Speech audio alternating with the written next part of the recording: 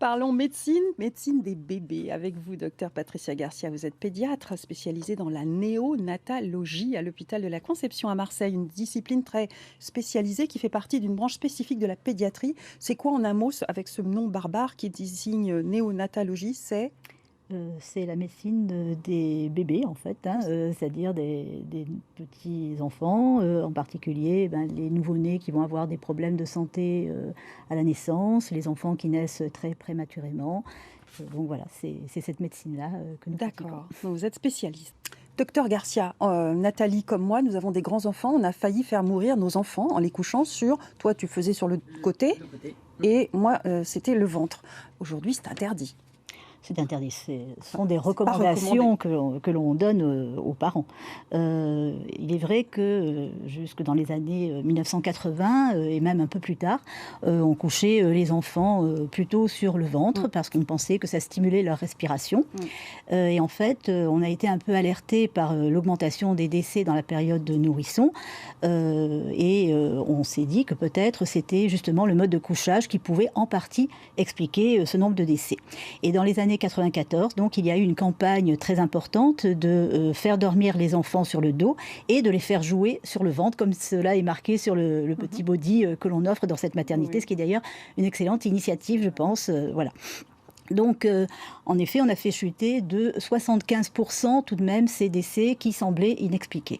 Alors, c'est important en effet de rappeler le mode de couchage du bébé. Il faut que ce soit un mode sécuritaire, c'est-à-dire qu'il doit dormir strictement sur le dos. Et on peut répondre aux parents qui ont toujours peur des petits rejets, des petits vomissements, que l'enfant, lorsqu'il est petit, a la tête tournée sur le côté et donc il n'a pas le tonus que nous avons, nous, en tant qu'adultes, de dormir avec un grand tonus de la tête. Donc il a la tête sur le côté et donc les régurgitations peuvent s'écouler sur le côté. Hein, voilà. Donc c'est ce qui était, voilà, pas de risque.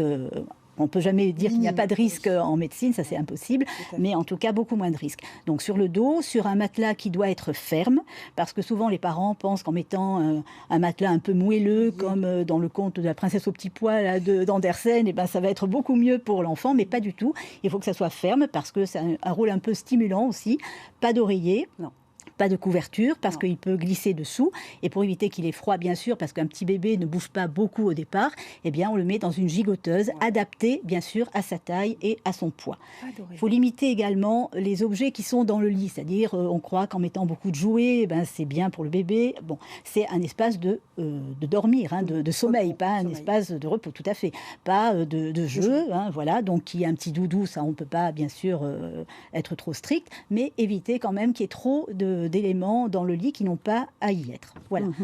Ensuite, bien sûr, les parents disent mais il se retourne, je ne peux pas le laisser sur le dos. Bien entendu, quand l'enfant est capable de se retourner sur le ventre, on ne va pas l'attacher pour le laisser sur le dos, parce que ça veut dire qu'il a suffisamment de motricité, hein, qu'il est suffisamment fort pour se retourner et d'un côté et de l'autre. Et c'est là où le fait de le faire jouer, ou en tout cas de le positionner sur le ventre lorsqu'il est réveillé et bien en présence des parents, c'est important pour lui faire justement travailler un peu son tonus et redresser la tête.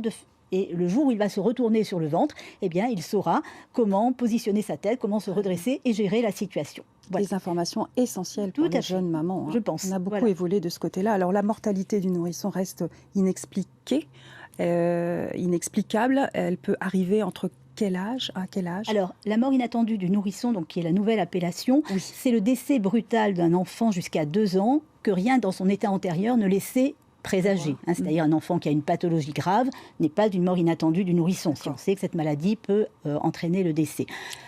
Par contre, on parle de mort subite du nourrisson ou mort subite inexpliquée du nourrisson lorsque tous les examens, l'interrogatoire n'a pas permis de trouver la cause à ce décès. Mais là encore, je reviens sur d'autres éléments de l'environnement sur lesquels les parents peuvent agir et nous pouvons agir par les conseils. C'est en particulier actuellement où on fait la promotion de l'allaitement maternel, ce qui est extrêmement important parce que c'est très protecteur vis-à-vis des infections pour ces enfants. Il faut éviter le partage du lit avec les parents.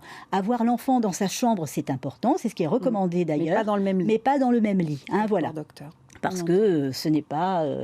il fait chaud, enfin, il y a une atmosphère de confinement, donc on n'est pas à l'abri d'un problème. Donc une literie adaptée, un environnement adapté, pas de tabagisme passif aussi, ça c'est extrêmement On ne fume important pas dans la parce que chambre, et on encore ne moins fume quand pas il y a ni un dans la bébé. chambre ni dans l'appartement d'ailleurs. Ouais. Si on fume dehors, en fermant bien les vitres, voilà. Merci. Hein, voilà. Donc Merci beaucoup, tous ces docteur, éléments pour sont tous extrêmement importants. ces Voilà. éléments de précaution. Et vous reviendrez, j'espère, nous parler de la réanimation des prématurés qui a beaucoup évolué, hein, et Tout dont à c'est fait. aussi votre spécialité. Merci beaucoup, docteur Garcia, d'être venu.